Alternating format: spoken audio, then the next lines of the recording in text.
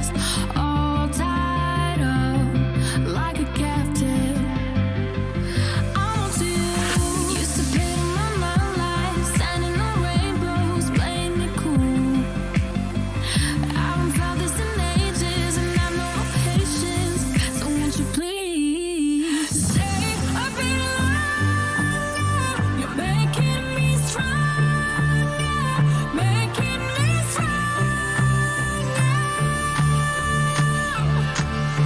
Stay a bit longer. You're making me stronger, making me stronger,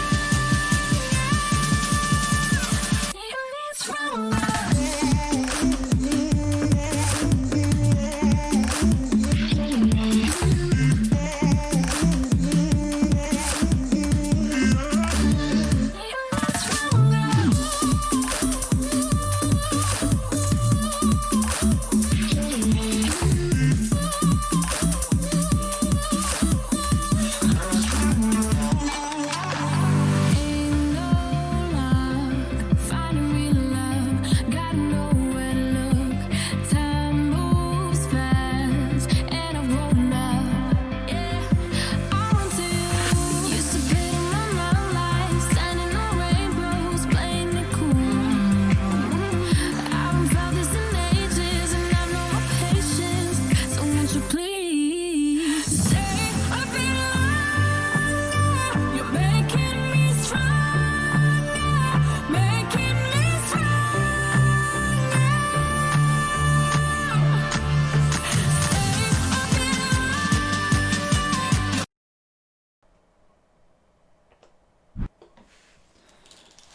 Well, good morning. I hope everybody is well. Welcome to my team stream 3. Boy, what a setup. Very, very confusing. I am in like a spider's web of fucking wires just everywhere. So, you know, all good fun.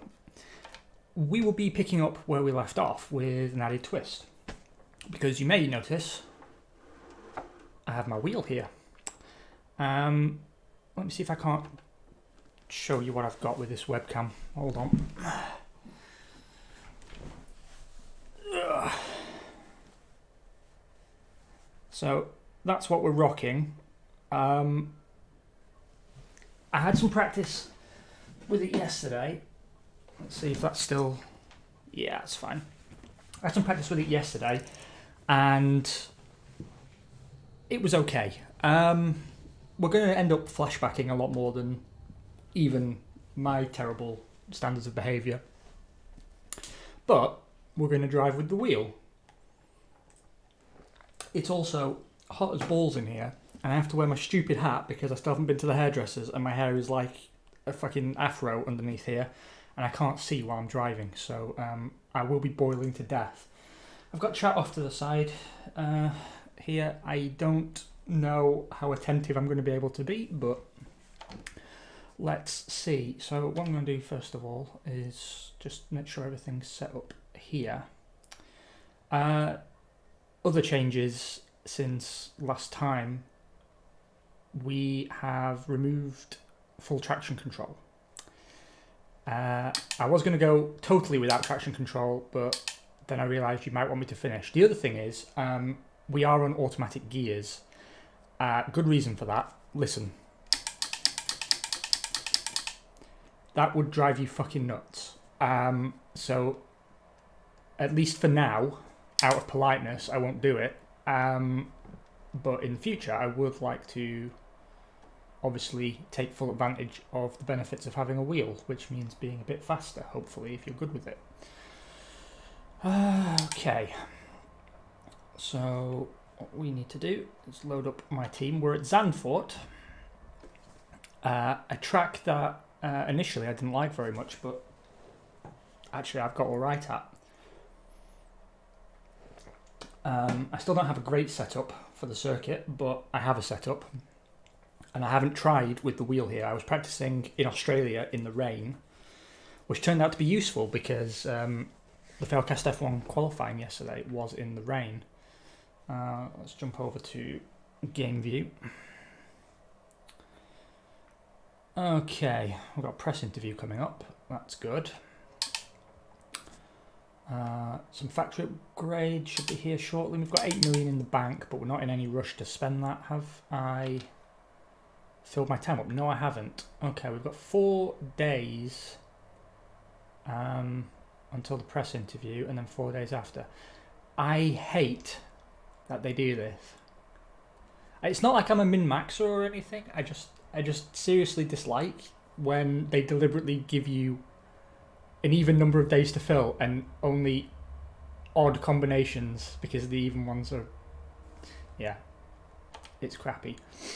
Obviously, simulator training for Mick Schumacher I think is important, and we'll do a sponsor event. And then do we want a sponsor advertisement, chassis department focus, or funded? Let's do a funded team event. I think that sounds reasonable. We'll jog time on, we'll do this interview. I should put my headphones on so I can hear it. It's like being in an isolation chamber.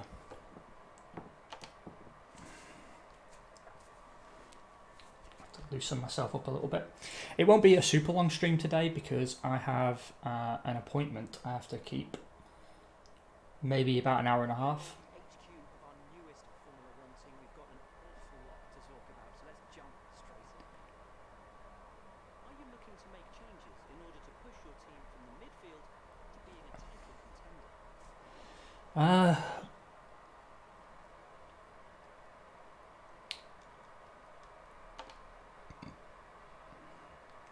Honest answer there.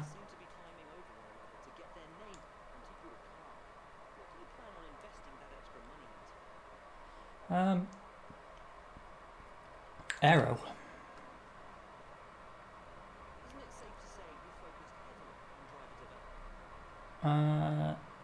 Yes.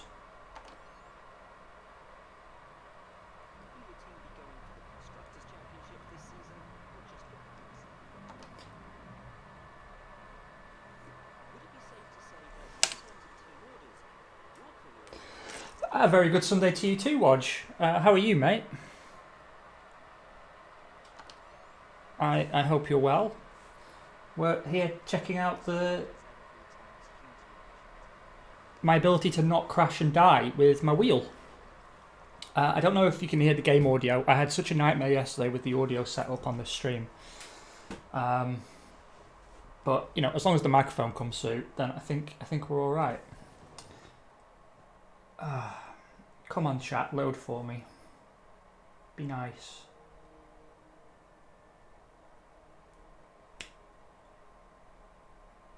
Yeah, I think that's connected now.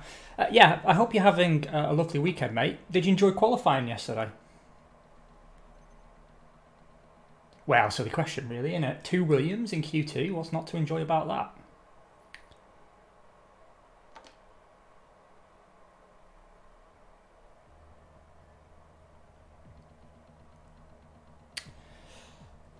Just to recap as well, I've turned off manual shifting because I have a clicky pedal on the wheel here and the microphone picks it up super bad. And particularly here, you change gear quite a lot. It'd be like I'm talking to you in Morse code. Oh. I think I've done something to my wrist. Nothing good. And also now I have to remember which button on the wheel here is the appropriate button for each moment. What we are going to do, and normally I don't, is we are going to do a wee bit of practice. Because I haven't driven this track with my wheel yet, and I suspect that the practice could come in handy. Oh, it's very, very hot in here.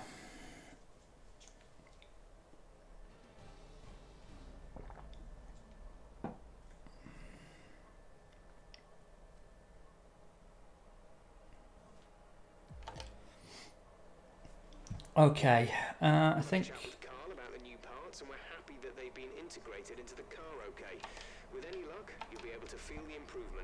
give them a try. Yeah, whatever. Right, I've got a setup to load somewhere here. Which button is triangle? There we go. I got there in the end. This actually is a setup for an Alpha Tauri. I don't know how well it's going to transfer to our car, but we shall see. What I'm going to do is go out immediately and do... We'd like to run the acclimatization program if you have a chance before qualifying. It'll give us a good indication of our relative pace and consistency. Let's get a few laps under our belt. I'm going to do a race strategy because that gives me 5 laps of running to hopefully adjust. Oh, it's scary doing the wheel on stream.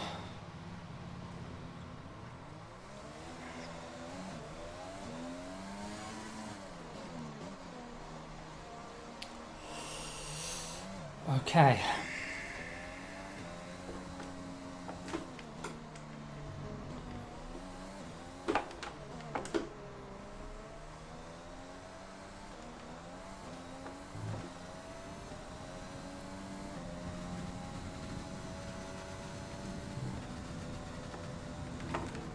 Oh.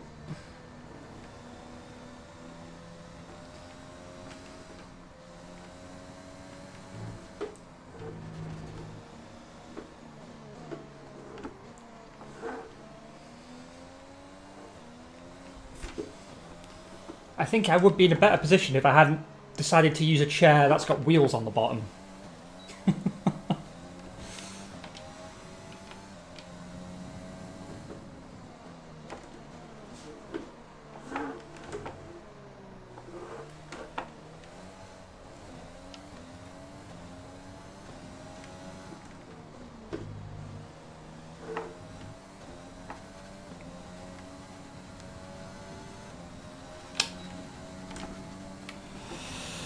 Okay.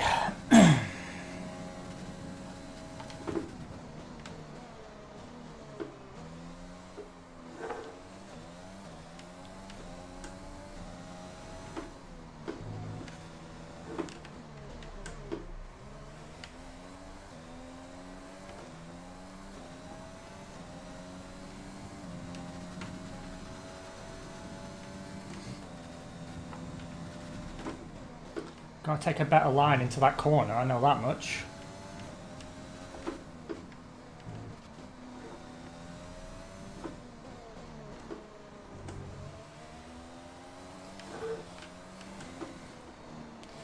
See, it doesn't feel like I'm being slower, but apparently I'm very slow.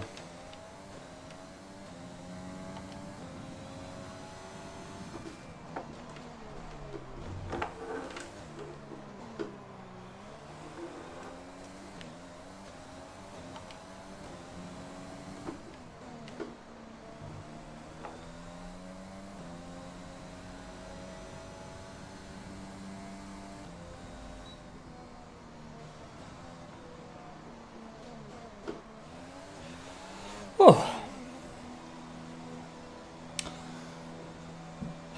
It didn't feel as slow as it was. This is the problem I've always had with the wheel on this game. Even, like, initially the problem was getting used to driving with the wheel. And that took some adjustment. Because obviously the pedals have a lot more travel than the triggers do on the pad. It's settled into my mind now. The muscle memory is there.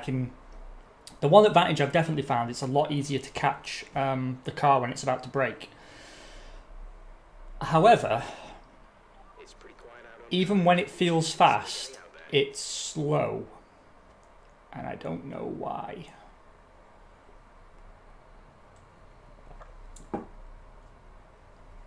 Why don't we try again? Checks complete. We're ready. Because the thing is, if it's costing me a second a lap, then I'm just not going to use it. I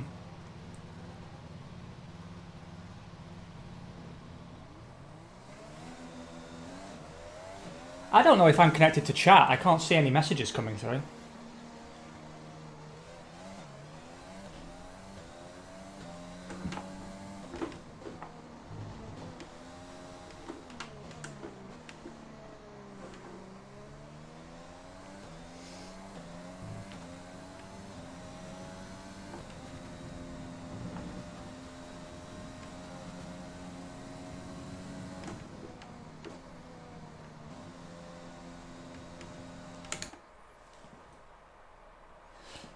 I'm glad you agree. But also, I don't know why it should be so much slower. The conventional wisdom has always been, if you can drive with a wheel, you're going to be faster.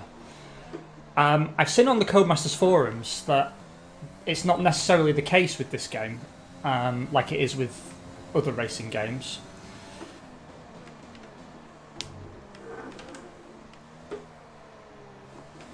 Ran a little wide there.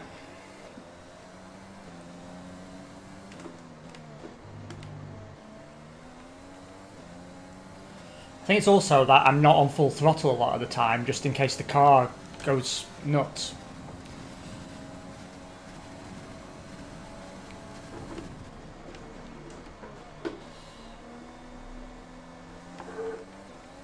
Lost a lot of time there by running wide, so we know where that time went.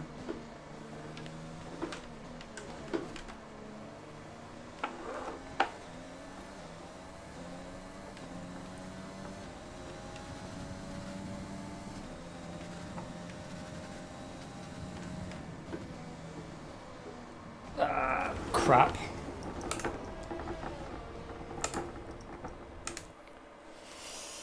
Oh. No, mate. I've used the steering sort of offline in my own free time, and I've always found it slower. But I thought, because it's so much slower and I don't use it, maybe that's the explanation as to why. Oh, please be a good place.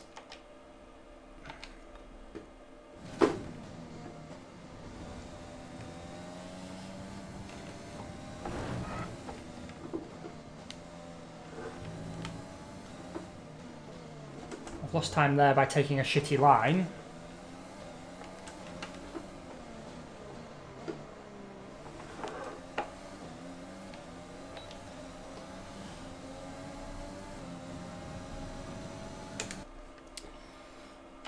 Let's try that again. Yeah, that can be tricky as well. I think part of the problem is that when you drive with a pedal, not a pedal, the controller, the game adjusts the steering input for you. So that you'll always, or almost always, end up going full lock on the analog stick, but the actual steering angle is different depending on the corner you're driving into. So in a sense, you've got kind of steering assist on. You can check the details in the car monitor. We'll get good data for both the race and factory teams, so they're well worth running.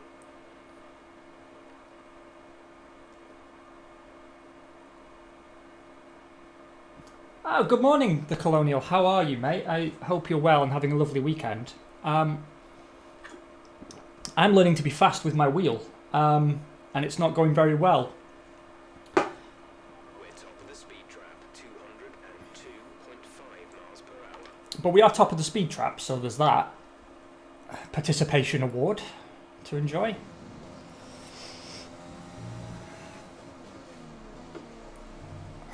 Don't know why I try and line my wheel up, because when it gives me control, it should be in a neutral position. Okay, we need a few solid laps here to help us calculate a good race strategy.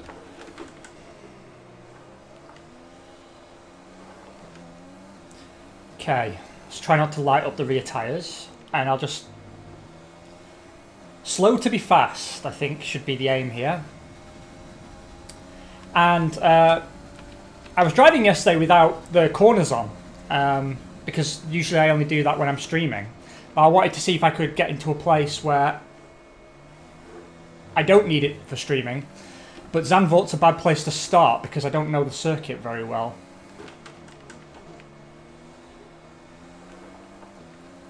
But yeah, already 2/10 down on where I should be.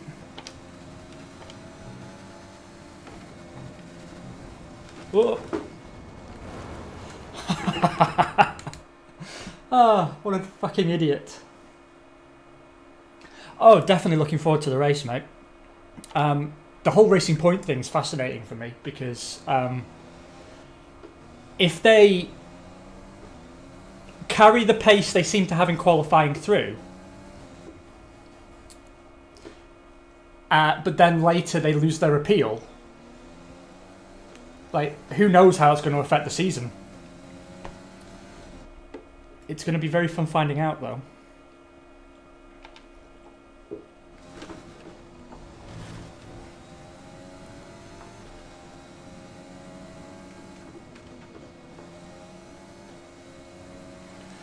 That said, I'm tipping George Russell for a point. Apparently it's going to rain quite heavily at the Hungaroring, and that Williams looks very planted in the wet. Russell seems to be finding his synergy with it. See, I was at full lock there, and the car still ran wide, so I guess I was just carrying too much speed through.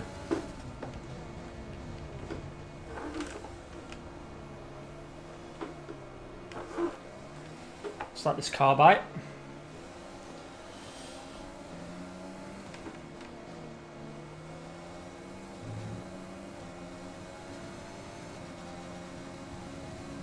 Okay, I'm going to shut up now and try and be good at something for once. Okay, you weren't quite good enough that lap. Try again. I wasn't quite... I was 2 seconds off. That's more than not quite good enough.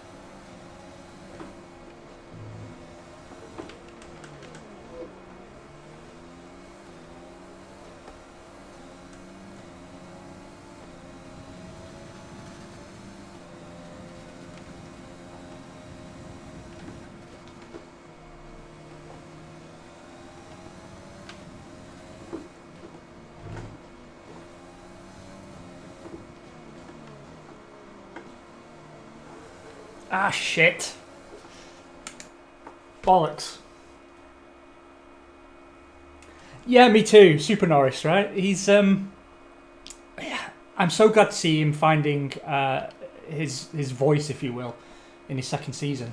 Because it's not that he had a bad first season by any stretch. It's just... he seemed already to have decided that he was number 2 to Carlos, which is probably the right attitude to have in your rookie season. But... I wanted to see him come out of Carlos' shadow, and he really has. He really has. I think he's the driver for that team for the future. I really do. I think Danny Rick's walking in there thinking he's going to take over as number 1, and I don't think that's necessarily going to be the case.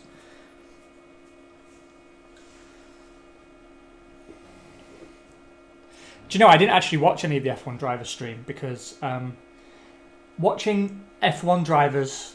like real F1 drivers do something that I can do, only worse. That kind of ruins the heroic quality of them. Obviously, it's a different skill set, but you'd think a professional driver should be able to drive with damage on and race wheel to wheel. But all the thumbnails on the F1 esports events were like 8-car pileups, and it got to the point where I was thinking, I'm not sure. Like, there's a trade-off here between gaining more fans and just damaging your reputation.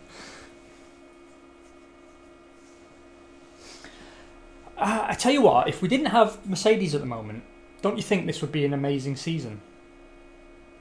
Because Mercedes are the real outlier. I mean, if you look at the difference, even at the back of the grid, between sort of P3, 4, 5 and the back of the grid, the gap between them is not huge.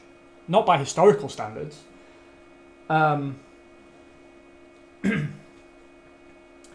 You have to love Perez. Do you know, his reputation took a beating for me at when he was at McLaren, but I think it was just an opportunity he deserved, but got a little too soon. I'm very upset with how Racing Point are treating him, I can tell you that. He saved that team more than once, and that's how they choose to repay him, replacing him. Oh, thank you, mate. I'm really glad we've done enough to earn that.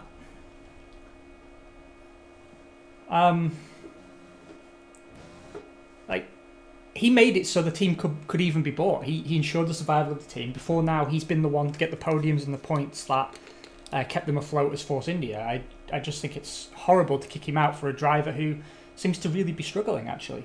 I mean, if you look at Perez's drive in Styria, up until he lost his front wing, which I don't really lay at his feet, it was a hell of a drive. Driver of the day for me. And he's a good number 1 to Stroll's number 2.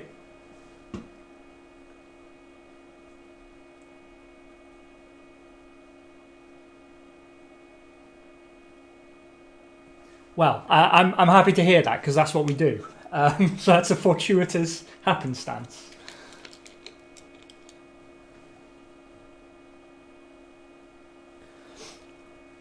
Well, I mean, it's a combination of things, right? Because Stroll couldn't have bought the team if Perez hadn't have taken the team to court to put them into administration, because Malia didn't want to sell. And if you remember, I mean, I was still doing, obviously, the Failcast F1 podcast then, and we still are. And at the time, because Perez couldn't talk about the ongoing court case, people thought, and I'll admit I thought, he was suing them for his wages, and it seemed kind of low, like a team on the verge of bankruptcy, and he's going to force them into bankruptcy to get his pay. But that wasn't true at all. He wasn't even after his own wages. He wanted to force him into administration, so Malia would be forced to sell the team as a going concern.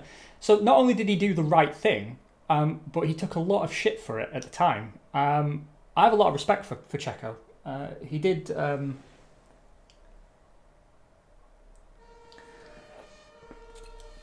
Do you know, I really want...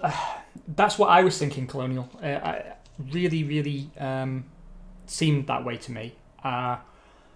However, the way Checo was talking in interview with Will Buxton makes me think that he's out, Vettel's in, and he's either going to IndyCar or he's taking his money to Haas to save that team, because I think if Haas stay in F1, it's because of Checo's money.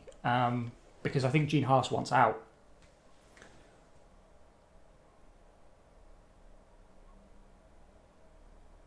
I feel really sorry for Russell as well, because from what he was saying to Jenny Gow, it sounded like Mercedes made the call.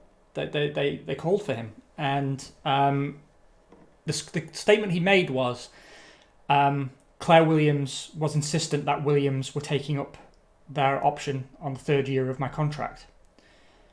Around the same time, Bottas was announced on a one-season deal. So to me, that seems like they wanted to drop Bottas for Russell and didn't, because Williams held him to his contract. But credit to George, he didn't seem to hold a grudge or be resentful about that, because I think now he knows that's his future. You know, it's sorted.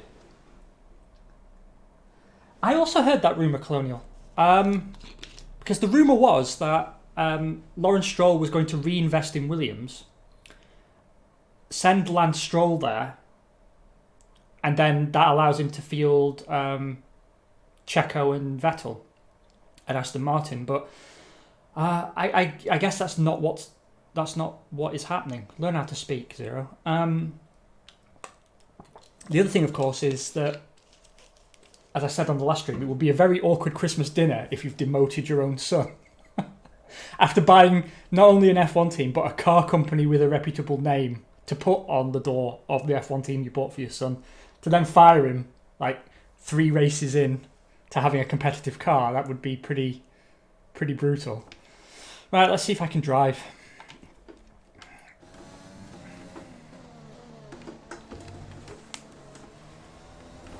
Fuck's sake. I can't, obviously.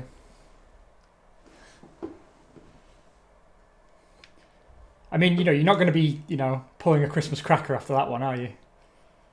How's work, son? You know fine well how work is, you fat bastard.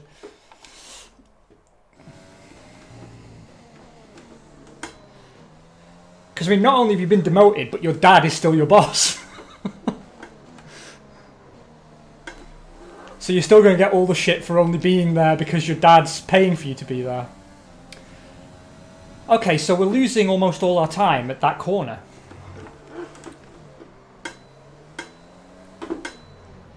Ooh, very understeery. Yeah, let's go back to the garage. Very understeery. I didn't have understeer before. I wonder if I'm doing something else wrong now.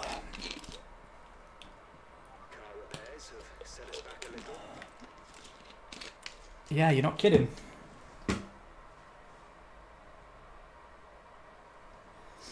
No, he's not the only investor in Aston Martin, you're right, but he is the majority stakeholder now, I believe. So he's essentially the owner. Although I could be wrong. I'm open to correction on that. Let's try some track acclimatization, because that allows me to be slow without consequence. If you want to know specific information or make certain changes to the car during a pit stop, you can tell me what you want over the radio. Press and hold the radio button. To be honest, I think the Aston Martin project is very interesting, but it does seem on a knife edge to me. Because if I was going to pick a team that was ready to take the step up... Sorry, Jeff's talking in my ear. If I was going to pick a team that was ready to take the next step up, that had gone as far as it possibly could in its current guise, it would have been Force India Racing Point. I mean, they've still got Jordan's original factory. They didn't have a works engine deal, and one doesn't seem likely, and they were super efficient, but because Malia was taking all the money out of the team, what they needed really was a new owner that was prepared to do what was necessary to allow them to take the next step. And that's what they've got now. I mean, he's already got a new factory under construction. Good lord, it's hard to talk while driving with a wheel.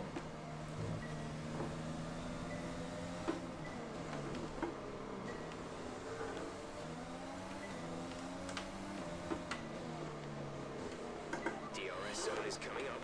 Get ready to open it. Distance is on your MFD.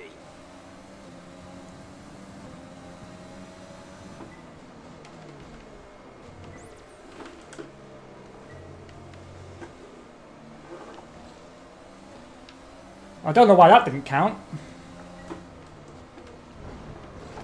You fucking arsehole.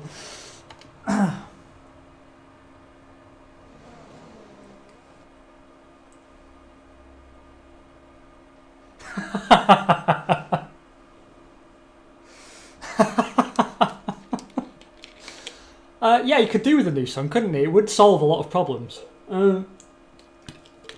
Yeah, you're completely right, Colonial. The problem is, as I often say, I grew up watching Mika Hakkinen, and that man liked a good curb. He enjoyed a good curb, and so do I. It feels like it should be faster, but in this game, you're often punished for touching the curbs. Even looking at the curbs costs you time, so you're right. Right.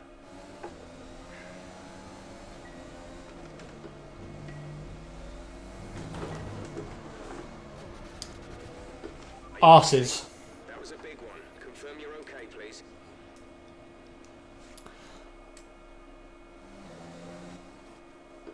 Let's try that again, and this time not die in a fireball.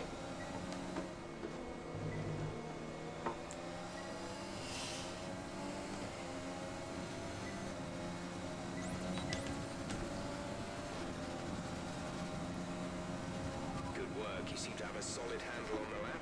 Let's try and perfect each turn. Remember that chaining good corners together will give you a consistency bonus.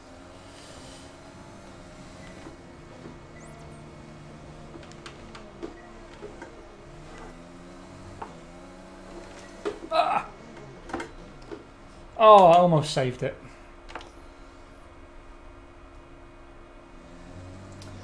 Yeah, thanks for joining, Wodge. It was cool to catch up with you, mate. Enjoy the F3 race. I'm not going to be around that much longer because I have an appointment I have to keep today. I just wanted to come be inept with my wheel for a little bit, and, well, that's gone exactly to plan, hasn't it? Because clearly I don't know what the fucking hell I'm doing.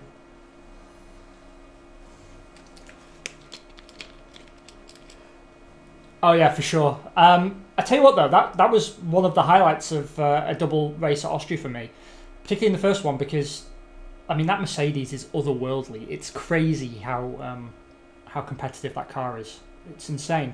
So having them have reliability problems because of the track they were at, that was interesting to me, and I was surprised that they didn't have the same problems at the second round, but seemingly not.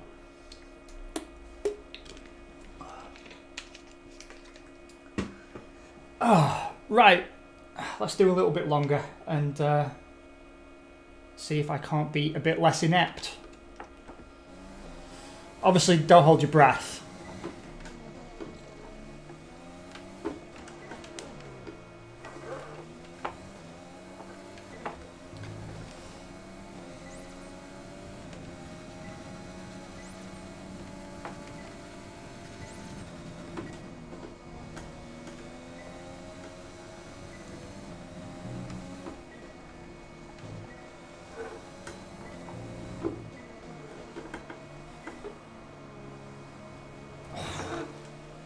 Have to stay off the power a lot to make that corner. And that. Don't know why the car feels so understeery all of a sudden. That's not a problem I've had so far.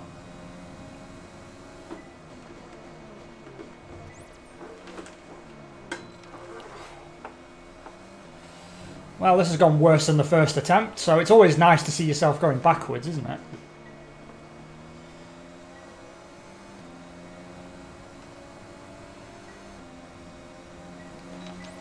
Okay, let's try this again. Oh. This is the final lap of the program.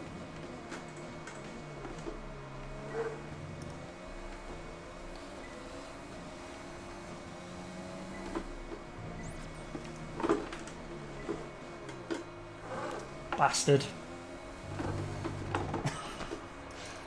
This is what happens when you get too aggressive. I have to find some time somewhere because this is a lot slower than the pad. A lot slower.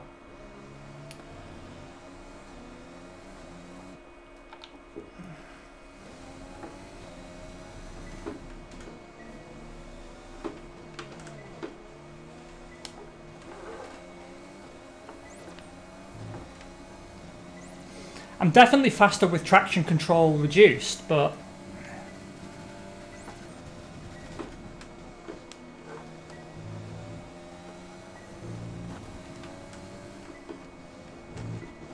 I could feel that going tits up like 3 corners ago.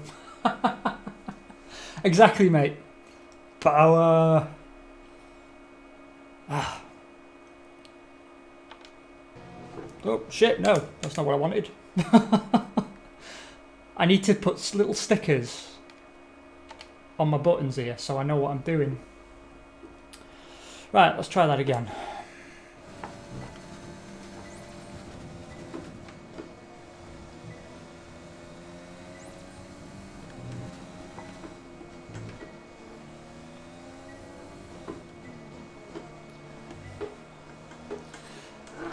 The only thing that puts me off this next race is that I just can't see past a Mercedes for the win. The car did not want to go around that corner at all.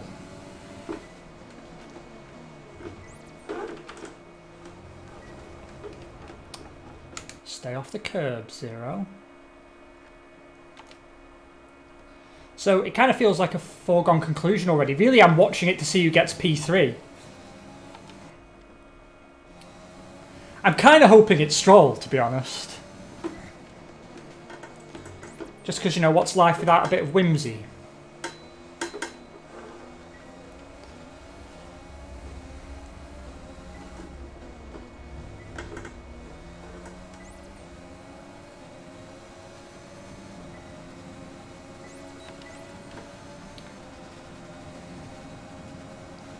Practice program over. That's all we need for now.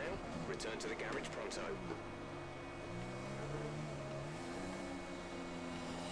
Okay, let's do an in-lap. See if I can't figure out why I'm understeering so bad. That looked bad. Every time with that corner. Every time. Right. I don't know about the steering wheel. It's just, as far as I know, it's the brake ducts are the day's hot topic. They're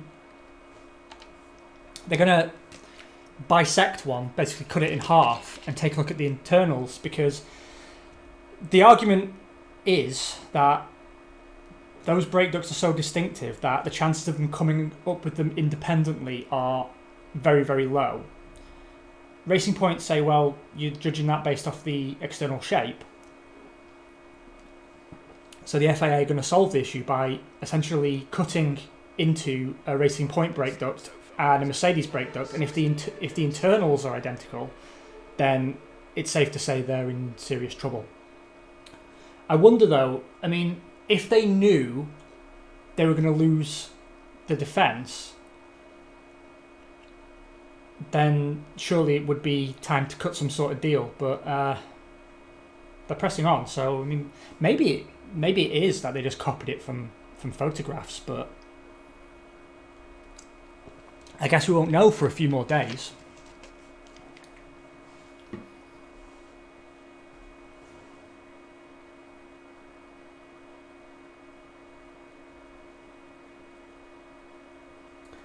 Oh, now that I hadn't heard about. What's the deal with that? Let's go on board with someone for a minute while I'm... Let's look at my teammate.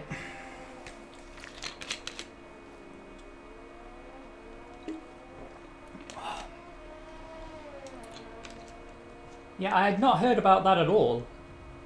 See, for me, I was under the impression that all the controversy at the moment was essentially between Renault and Racing Point. So, I mean, it'd be interested to see what happens if they look into the Mercedes for that, because I'm still somewhat convinced that DAS is illegal, and I don't know why they haven't banned it, because it changes the suspension geometry, which you're not allowed to do in Parc Fermé. So, I don't see why... I mean, there's about 3 regulations I found that it contradicts the letter of, but maybe there's a sort of a smart arse engineering interpretation that allows you to get round it. Huh. That is a bit sneaky beaky, isn't it? That's very naughty of them. That's very naughty indeed. Oh. It sounds like something they'd do, though. I mean, all these innovations as well, it makes me very worried about the next formula for 2022. Because if they're experimenting with stuff like this, it makes me think that their advantage is going to continue. And I don't like that. F1's always been cyclical, and teams rise and fall and so on, but Mercedes are due to start coming down soon, and it doesn't look like it's going to happen. It doesn't look like it's going to happen at all. Where am I on the timing boards? Dead last, I bet. Yes, dead last. Now, what I'm going to do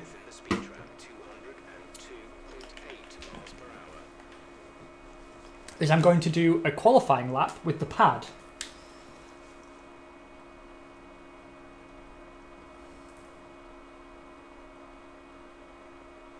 Hey B-Boss, how's it going? Are you well, mate? I'll just do a flying lap. So I'm going to drive now with the pad, and we can see the time difference.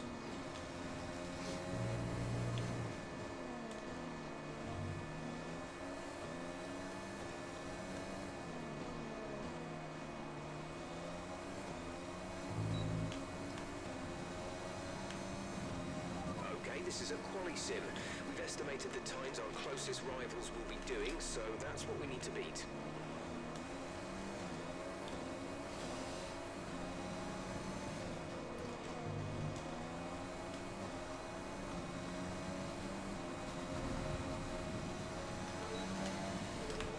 Okay.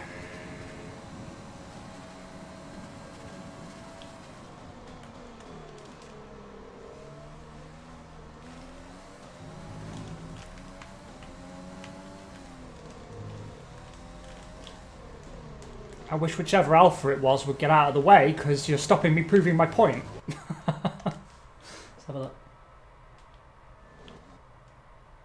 Oh, I'm flattered that I could do that for you, mate. Normally I pronounce everything wrong, so really this is a good day for both of us.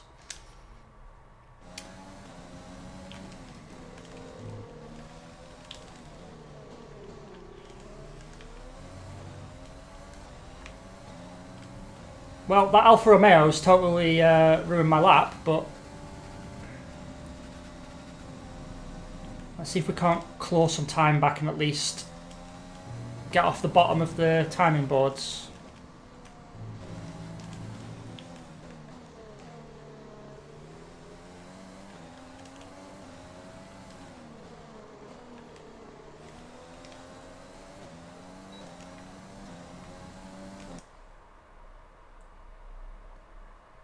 Oh, yeah, but I did, mate. I've just leaned in to read, right? I'm going to make my excuses now. The Colonel. I'm sorry, Colonel. Such a fucking idiot. So, the reason I read that as colonial is I'm quite badly short-sighted, and I always have been since childhood. So I'm supposed to wear glasses, but I don't because they make me look like a nerd. So I walk around blind, essentially, so I don't have to wear glasses because I've got big ears. You can't see them right now, but I've got big, like, sticky out satellite dish ears. And so yeah, I just walk around like fucking Mr. Magoo. And because I've switched over to a new streaming setup recently, because previously I was using the native PS4, so chat would be like, I don't know, a quarter of my screen, like a big bar that I could read at distance. At the moment, I'm reading you on my phone, and your font is grey on a black background, and it's all blurry until I lean in, like your granddad reading the newspaper. So I've ordered, like, you know, there's those shopping catalogue adverts for old people, and they sell things like, I don't know, giant comfy slippers, or those lifts that put you in and out of the bath. Well, they have like an A4 size magnifier that old people use to read books and magazines. I'm going to get one of them, whack it on the table here, and then have my chat like exploded in Oxfam vision so I can read what people are saying. My apologies for getting your name wrong. I'm going to try that practice again, this time hopefully without traffic getting in my... Oh, at the next session then. Without traffic getting in my way. But what we have learned so far in this session is that the Codemasters forums are correct and a wheel makes you slower, which makes no fucking sense. Do you know, I'm in the world of big button telephones as well. I don't know how old chat is, but I'm coming up on my mid-30s now, and that means, you know, my parents are starting to get old. And I had to buy my mum already a big button telephone, and I didn't think we'd be in that sort of territory yet for quite a while, because I spoke to a friend of mine who's a couple of years older, and he was telling me a few years back that his mum had sort of crossed this invisible line, and he said, I don't know when it happens, but one day they're just, you know, your parent, and then they're old. And for him, it was when they were out shopping together, and she needed to write something down, and she said, go and ask that nice lady for a pen, which is such an old person thing to say. And my mum, she went a bit more extreme with the getting old, because she decided to fall down the stairs in the middle of the night and break her hip. And that meant that for the next few weeks, she was high as balls on morphine. So arranged her a big button telephone so confusion would be minimal. So I've got some expertise in this field, Colonel. Oh, you're not that far behind me then. Tell you what though, a lot of people stress about turning 30, but it's been the best decade of my life so far, to be honest. I'm 34 later this year. And I am loving my 30s. It kicks the shit out of everything else, mate. It really does. You're sort of licensed to not give a shit. Because, I mean, I don't know about you, but when I was like 27 through to 30, I was still under the pressure to like go out at New Year's Eve, even though it was expensive and boring and shit. And I was tired of standing up all night, and I didn't want to, you know, dance till 5 in the morning anymore. Maybe you're in peak physical condition though compared to me. Although to be honest, Rick Waller's in peak physical condition compared to me.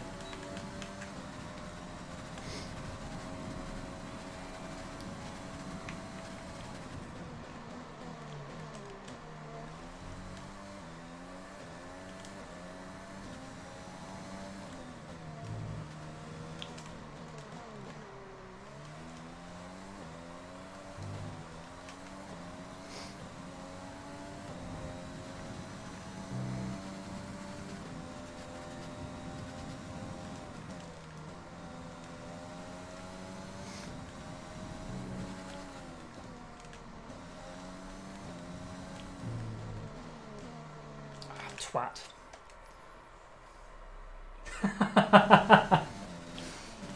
Do you know, my sister's a little bit younger than you, and she was ripping the piss out of me for going grey.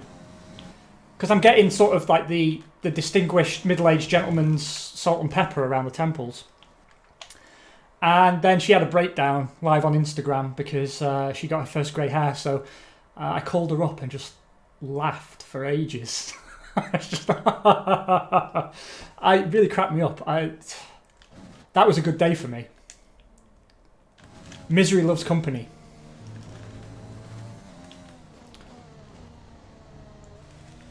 Okay, so apparently all the time I'm losing is not down to the wheel, but certainly a good second of it is.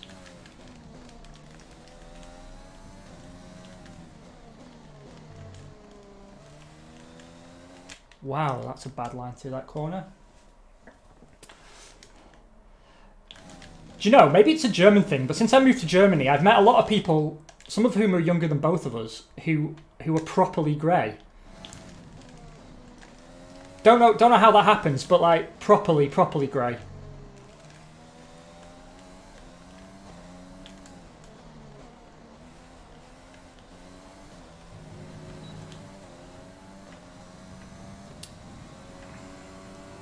Do you know what? I think this setup could be bollocks. Salt and pepper bro fist, my friend. I tell you what though, I reckon it's a look that can be pulled off. I think it's definitely a look that can be pulled off.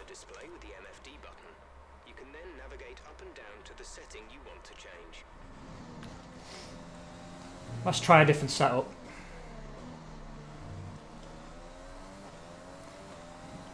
Because either I have my differential wrong, or my aero, but I think it was more likely to be the differential.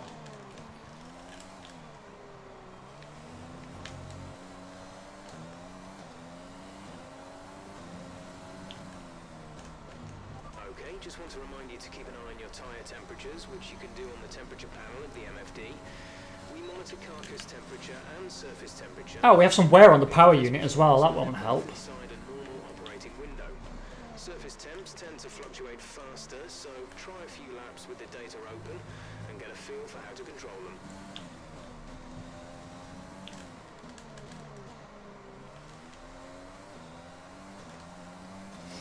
Yeah, I think the setup was part of the problem.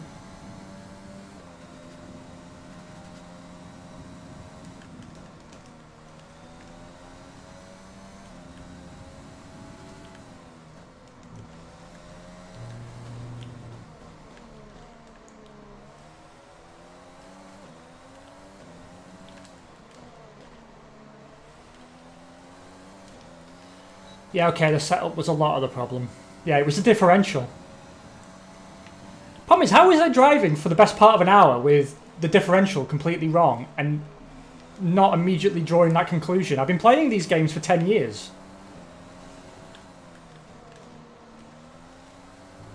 Oh, that's right. I'm a fucking idiot.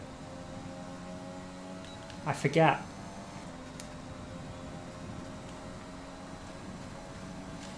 Right. Let's see where... Thank you, mate. Yeah. Much better.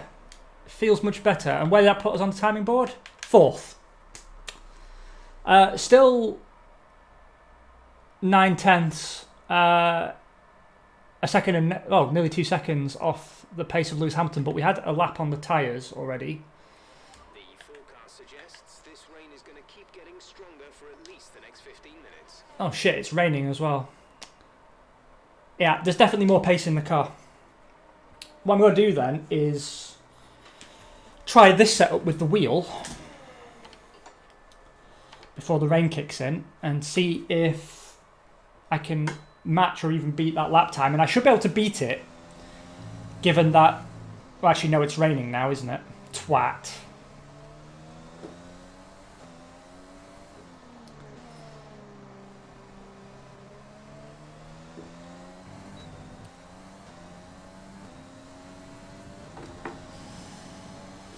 But at least I can find out if I take this corner better. No, the track's already slippery. So we'll never know unless we were to restart the session. Aha. Yeah, that's true. I have to say though, I don't know if you've been playing this game as well, but for me, they finally found the right balance for the AI. Because it was getting better and better, and then they ruined it in 2019, I felt, because the AI were so aggressive that it bordered on suicidal. And that was a problem. I know it's tempting to focus entirely on the race, but we should put a bit of time aside to run the qualifying sim program. Right, see what we can do. 3 if you can.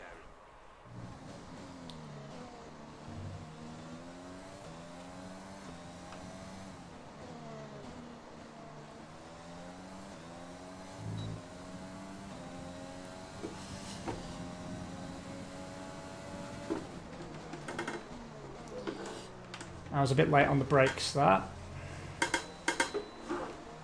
Right, let's try and be not so incompetent, shall we? Oh, hold on.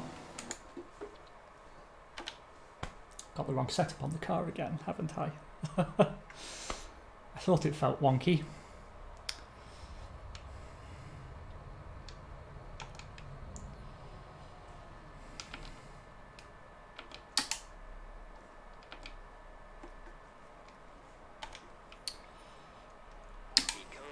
Frankly, it's a miracle I've gotten this far in life. Various settings as you drive. Open the display with the MFD button. You can then navigate up and down to the setting you want to change. Let's try again. Yes and no, to be honest. I did YouTube for a few years, not streaming, playing Grand Prix World, actually, and that's what got me into streaming, because that, until then, I was just considered YouTube to be a dumpster file, really. I just thought, I'll put some videos up there, but, everyone will be horrible and and mean to me and make me upset, and then I'll run away with my tail between my legs. But everyone was lovely. And for the last 11 years, I've been doing an F1 podcast with a guy called Simon. And we always did that on these games. I don't know why I pressed that, but I did. I meant to press this.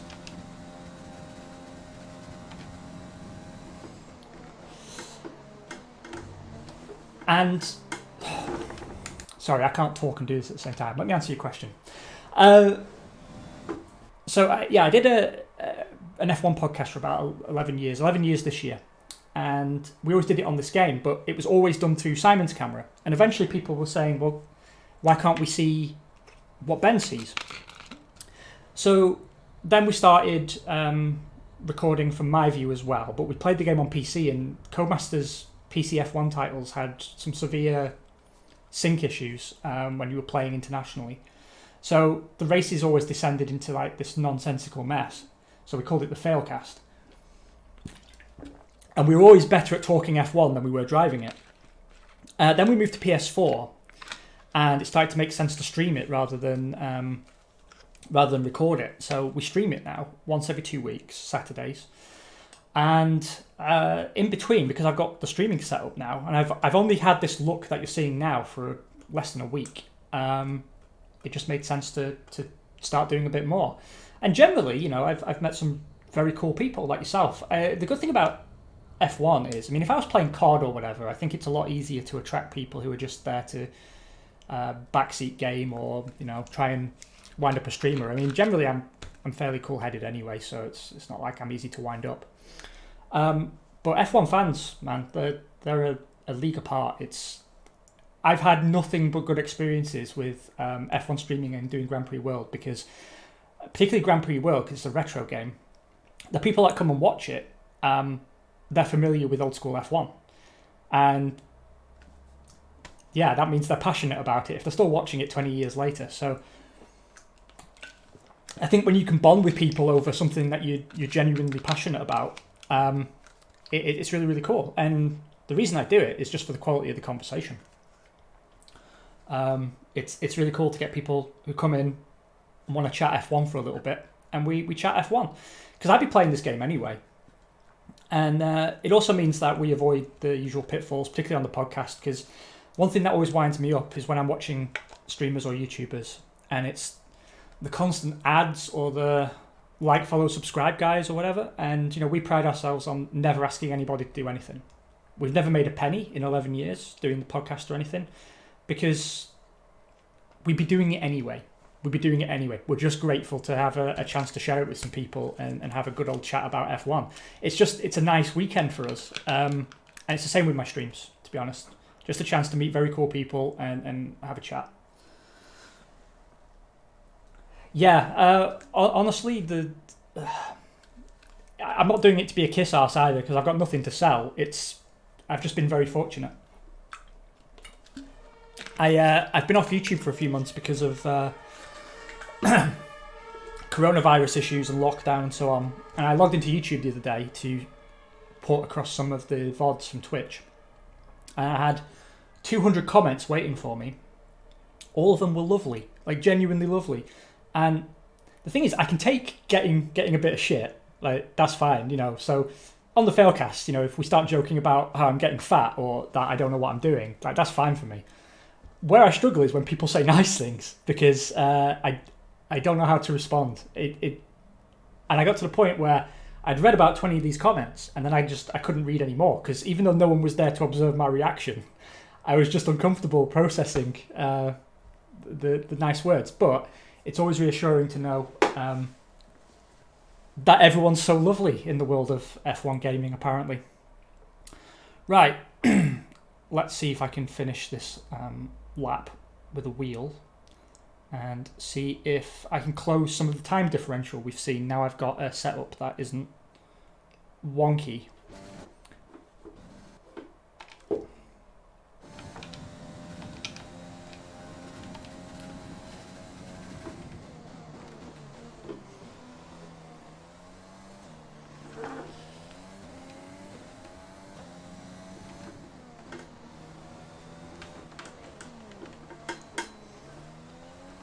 Yeah, this feels much better.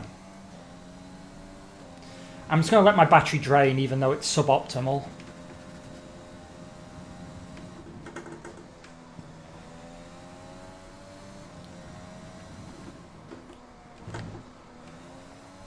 Stay off the curbs, Zero. Stay off the curbs. So I lost a bit of time there, of course, because I braked wrong.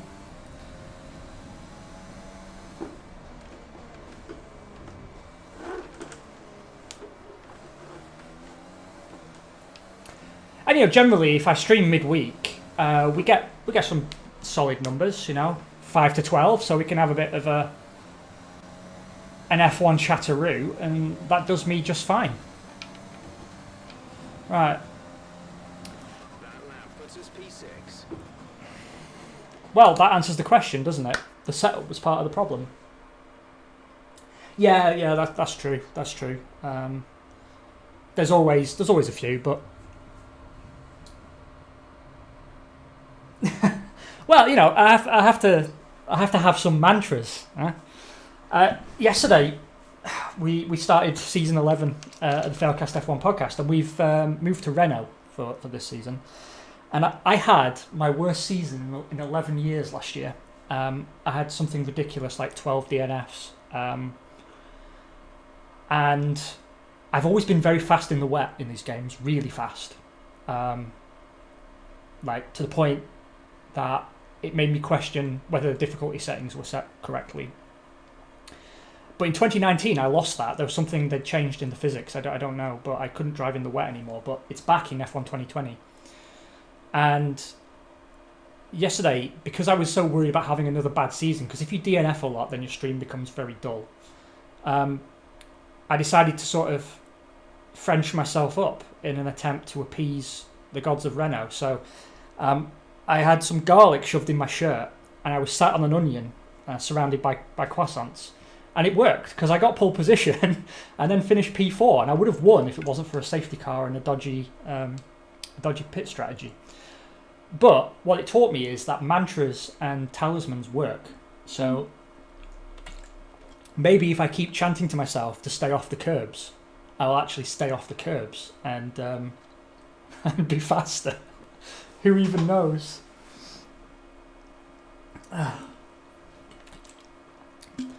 Although, obviously it's not the most comfortable sitting position having an onion between your buttocks, but it definitely worked. It definitely worked. Oh. Well, yeah, that's going to be it for me this morning. I might be back later today. I'm not on a fixed schedule at the moment, I'm afraid, but I really do appreciate you choosing to spend some of your Sunday morning with me. I'm pathetically grateful.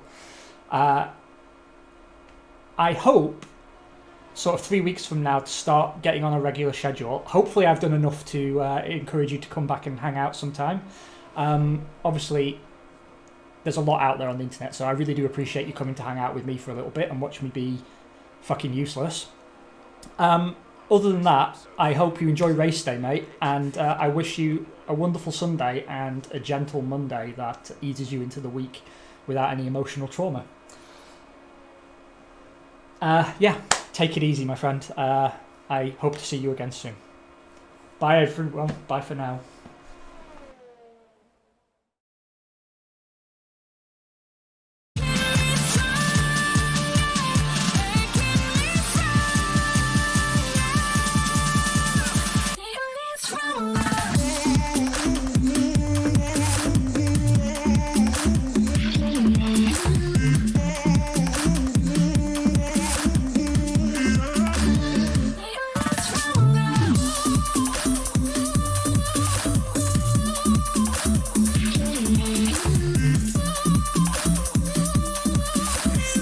What can I do to make you